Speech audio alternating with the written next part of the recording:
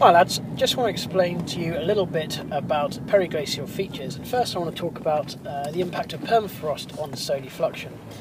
So imagine that what we've got here are 4 different layers of soil, each at the different seasons: winter, spring, summer and autumn.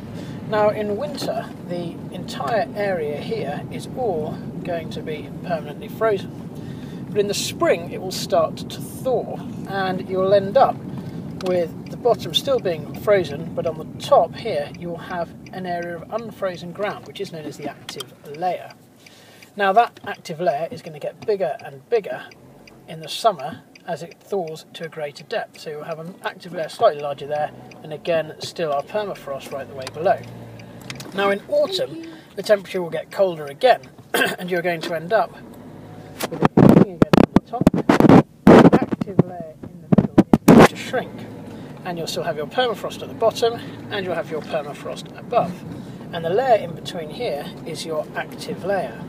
Now that active layer is going to be full of water which can't drain away because of this permafrost below, and so what it means is it becomes incredibly saturated and very unstable, and it only requires an angle of a slope of 2 degrees to allow soil flow to occur. And essentially solar fluxion, all that means is soil flow, and it can generate 2 different features: stone bank lobes and grass bank lobes.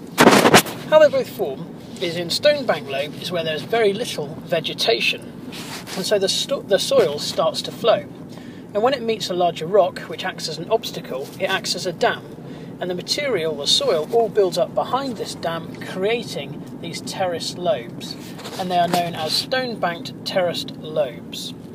However, if you have a vegetated area of land, you end up with grassed banked lobes, and the way they form is that the soil will flow a bit like caterpillar tracks, and they will churn up the grass beneath it.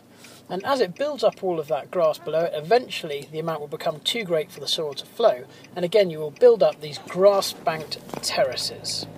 So that's the 2 features created by solar fluxion.